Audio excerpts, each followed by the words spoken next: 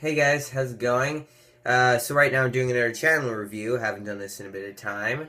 But there's one YouTuber who I'd really like to review, and that's Chris Stuckmann. Now, Chris Stuckmann is one of my favorite YouTube reviewers, along with the YouTuber Jeremy Johns, who I will be referring to a few times in this video, because these two are like my favorites. So I feel like I should refer to them when I'm talking about one. I mean, I didn't do it that much in Jeremy Johns' review because I reviewed his channel before, but I'm gonna try to do it here just because I love them both. They're both great, and some other people who love them have referenced it in their videos. The two of them, even though they don't really have that much in common, except maybe appearing in a few videos together. But still, I'm gonna reference Jeremy Johns in this video.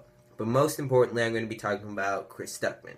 Okay, so like I said before, Chris Stuckmann is probably one of my favorite YouTube reviewers. And one reason for that is because he's probably the most respectable person on YouTube. He really does care about people's opinions. He doesn't always agree with them, but he cares about them. He allows people to have their own opinion, no matter how different it is from his. He most of the time, I'll say, refers to those opinions and says that it's fine to have them, and he thinks it's great if you do. Because that's your opinion. It's not his. It's simple. It's not a big deal. And I really like that he talks about that in his videos. It's pretty cool. It makes him a very likable person. At least in his videos. I don't know what he's like in real life. I hope he's likable in real life, too. But yeah, that's something he does really well. Also, I like how he doesn't always go for normal reviews. Sometimes he does this special segment of his channel called Hilariosity, which is basically an atrocity, like a movie that's so atrocious, it's hilarious. Like an atrocity with hilariosity. It's a pretty good thing, and they're really entertaining videos. I really love to watch them. And he has done a few other specials on his channel. He's doing a new thing now called Retro Rewind, which he started a bit like a while ago, but then decided to continue now. That's pretty good too. I don't like it as much, but it's pretty entertaining. And his regular reviews are pretty good too. I like how you can tell as the time goes on throughout his channel that he's updating his things. Because with Jeremy Johns, I mean, yes, he started getting clearer videos, and he did look different a lot, and and that's basically it. I mean, he still had the red background the whole time, except for like a few videos, and it was still just him with an empty space with the occasional things popping up. It's not really that different, but with Chris Stuckmann, you can tell there's more going on in his life. He has more to do, more to talk about, more things that he can have over time. So he likes to show them a lot, which is cool, because he wants to show that he's a human being. He does actually like things. I get it. And generally with his opinions, I agree with them, because I can see where he's coming from. Some of them I don't really agree with, but luckily that's fine, because he often mentions that it's fine to have your own opinion on it. So, and especially for those that I usually disagree with him on, so it's pretty cool. Yeah, so even when I disagree with the guy, it doesn't matter, because he says it's fine to do that. So that is great, and I really love that about him, because he just really respects other people. That's the kind of guy he is, and that's great. What else can I talk about?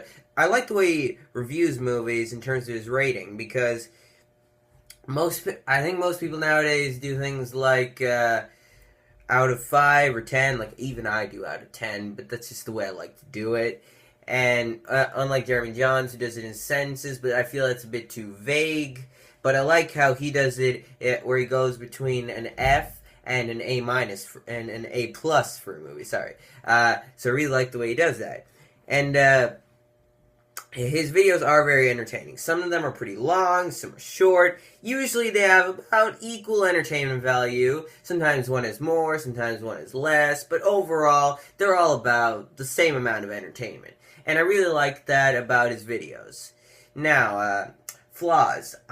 Just like movies, basically every channel has flaws. Most of them are really small, so I don't really want to get into. Most of them are like just in one video. But I do have one problem in particular with his channel, and I don't think this is his fault. This is just a personal problem I have with it, because this is YouTube. You can have your own opinion on anything.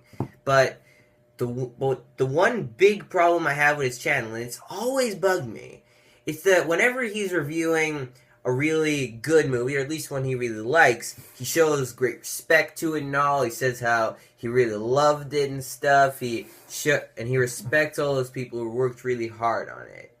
But then there are those movies that he really does not like, and he's not showing a lot of respect in those videos that he makes, because he just changes between those two personas, and that's strange because he just feels like two different people that way.